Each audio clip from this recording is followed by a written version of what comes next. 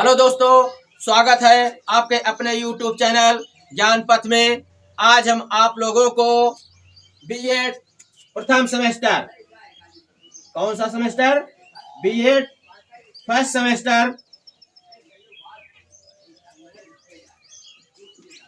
के समावेशी शिक्षा के संदर्भ में आपको हम कुछ ऐसे प्रश्नों को देने का कार्य कर रहे हैं जो आपके परीक्षाओं में पूछे जाएंगे।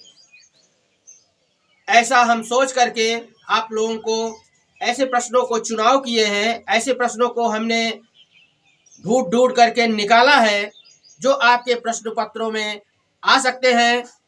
तो चलिए हम शुरुआत करते हैं समावेशी शिक्षा की। आपके प्रश्न पत्रों में दीर्घ उत्तरी प्रश्न, लघु उत्तरी प्रश्न, अति लघु उत्तरी प्रश्न पूछे जाते हैं। तो चलिए हम शुरुआत करते हैं समावेशी शिक्षा के दीर्घ उत्तरी प्रश्नों के से। देखिए, आपका पहला प्रश्न है, समावेशी शिक्षा क्या है? समावेशी शिक्षा क्या है? इसके उद्देश्य, विशेषताओं एवं सिद्धांत का वर्णन कीजिए। समावेशी शिक्षा क्या है? इसके उद्देश्य, विशेषताओं एवं सिद्धांत का वर्णन कीजिए। अब क्वेश्चन नंबर दूसरे की तरफ चलते हैं। मंद बुद्धि बालक किसे कहते हैं? मंद बुद्धि बालक किसे कहते हैं? मंद बुद्धि बालक की विशेषताएं एवं प्रकार बताइए। मंद बुद्धि बालक किसे कहते हैं? मंद बुद्धि बालक की विशेषताएं एवं प्रकार बताइए। अब हम क्वेश्चन नंबर 3 की तरफ चलते हैं।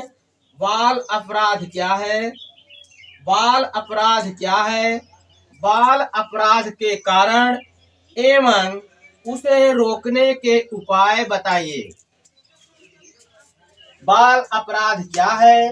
बाल अपराध के कारण एवं उसे रोकने के उपाय बताइए। अब क्वेश्चन नंबर हम 4 की तरफ चलते हैं। प्रतिभाशाली बालक किसे कहते हैं? प्रतिभाशाली बालक किसे कहते हैं? इसकी पहचान, इसकी पहचान, समस्याएं एवं शैक्षिक प्रावधानों का वर्णन कीजिए। इसमें आपको प्रतिभाशाली बालक किसे कहते हैं यह बताना है और इसकी पहचान हम कैसे करेंगे।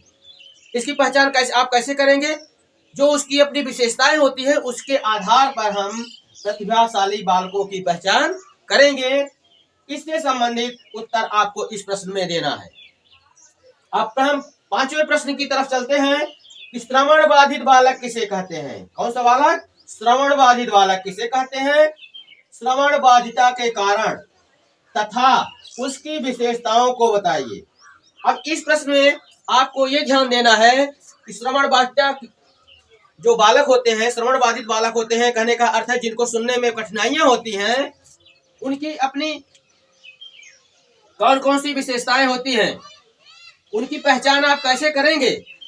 और ये जो श्रवण बाधिता किसी बच्चे को हो जाती है उसके कारण कौन कौन से हैं, इन सब को आपको इनके उत्तरों में दिखाना है।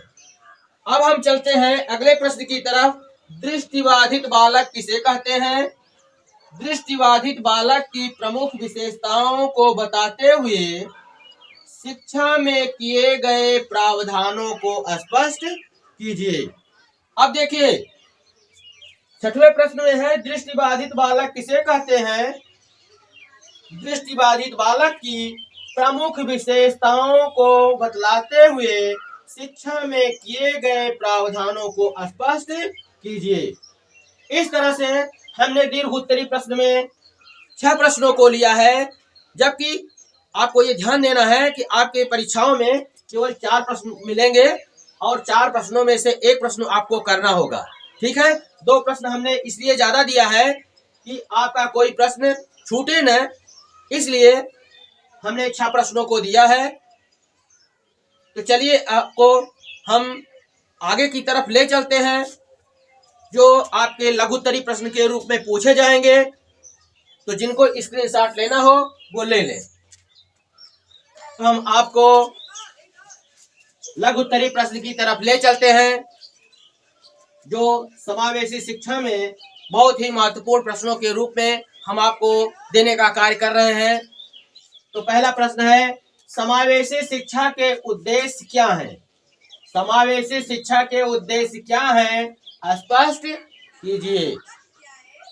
दूसरा प्रश्न है आपका, समावेशी शिक्षा और विशेष शिक्षा में अंतर। अब हमको आपको यहाँ पर ये ध्यान देना है कि विशेष शिक्षा को हम विशिष्ट शिक्षा के नाम से भी जानते हैं। चाहे परीक्षा में विशेष लिख करके आ जाए, चाहे विशिष्ट लिख करके आ जाए, आपको उन्हीं उत्तरों को देना है। दोनों ही बातें एक ही है। अगला प्रश्न है आपका, समस्यात्मक बालक किसे कहते हैं? समस्यात्मक बालक किसे कहते हैं? उसके लक्षण एवं प्रकार को, ये प्रकारों कर लीजिए, प्रकारों को स्पष्ट कीजिए। समस्यात्मक बालक किसे कहते हैं? उसके प्रमुख लक्षण एवं प्रकारों को स्पष्ट कीजिए। अगला प्रश्न है आपका, सामान्य व विशिष्ट शिक्षा में अंतर बताइए। सामान्य व विशिष्ट शिक्षा में अंतर बताइए। अगला आपका है, पिछड़ेपन के कारणों को स्पष्ट कीजिए। पिछड़ेपन के कारणों को स्पष्ट कीजिए। अगला प्रश्न है आपका, विकलांग बालक किसे कहते हैं? विकलांग बालक किसे कहते हैं? उसके प्रकारों पर प्रकाश डालिए। इसमें आपको विकलांग जो बालक होते हैं उनके कई प्रकार जो बताए गए हैं, उन्हीं के संदर्भ में आपको अलग अलग प्रकारों को पॉइंट के रूप में लिख करके बताना है। अगला प्रश्न है, अपवंचित बालकों की प्रमुख विशेषताएं क्या हैं? अपवंचित बालकों की प्रमुख विशेषताएं क्या हैं? अब देखिए, यहाँ पर अपवंचित शब्द का प्रयोग किया गया है। कहीं कहीं आपको वंचित बालक कह लिया जाए या अपवंचित बालक कह लिया जाए, आपको एक ही आशय से को ध्यान में रखते हुए आपको इन प्रश्नों के उत्तर को देना है। अगला आपका है, बाल अपराध के कारण। बाल अपराध के कारण एवं उसके रोकने के उपाय बताइए। इस प्रश्न में आपको ये ध्यान देना है कि जो बालक होता है वो अपराधी क्यों बन जाता है, उसके कारण कौन कौन से हैं। तो बाल अपराध के बहुत सारे कारण हैं, आपको उनको दिखाना है और उनको हम रोकेंगे कैसे, इससे संबंधित सारी बातों को आपको इस प्रश्न के अंदर उत्तर के रूप में देना है।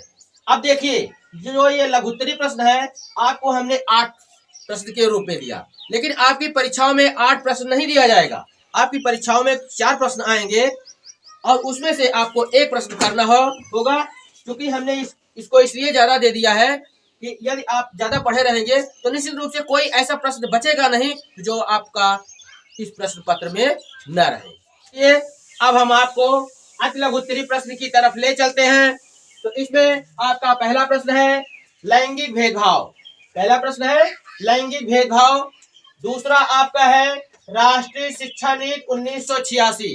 देखिए, इस प्रश्न में हमको ये ध्यान देना है कि चाहे राष्ट्रीय शिक्षा नीति 1986 के नाम से पूछ ले, इसी नई शिक्षा नीति को जो 1986 के नाम पर यहाँ देख रहे हैं, इसी को हम राष्ट्रीय शिक्षा नीति भी कहते हैं।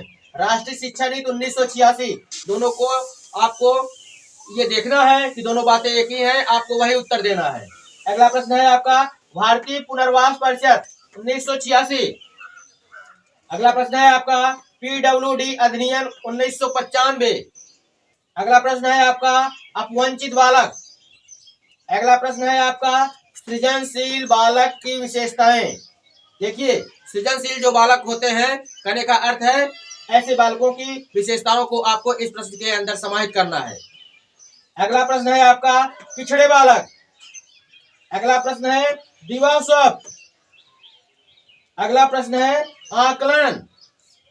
अगला प्रश्न है मंद बुद्धि बालक। देखिए, इस प्रश्न में आपको ये देख रहे हैं प्रश्नों की जो श्रृंखला आपको दिखाई दे रही है, इसमें आपको 10 प्रश्न मिले। कितने प्रश्न मिले?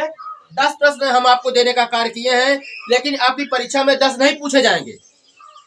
आपकी ये परीक्षा में 8 ही प्रश्न आपको मिलेंगे और 8 के 8 करना है। इसलिए इन्हीं बातों को ध्यान में रखते हुए हम जो है आपको 10 प्रश्नों को देने का कार्य किए हैं। आपको 8 ही प्रश्न अति लघु उत्तरी में करना है। जिनको स्क्रीनशॉट लेना हो वो स्क्रीनशॉट ले लें। इस तरह से हमने आपको बीएड प्रथम सेमेस्टर समावेशी शिक्षा में लघु उत्तरी प्रश्न, अति लघु उत्तरी प्रश्न और दीर्घ उत्तरी प्रश्न के रूप में प्रश्नों को देने का कार्य किया। यदि हमारा ये चैनल आपको अच्छा लगे तो निश्चित रूप से लाइक सब्सक्राइब करिए, शेयर करिए, बेल आइकन घंटी को दबाइए, जिससे अगला आने वाला वीडियो या नोटिफिकेशन आपको तत्काल मिले। धन्यवाद।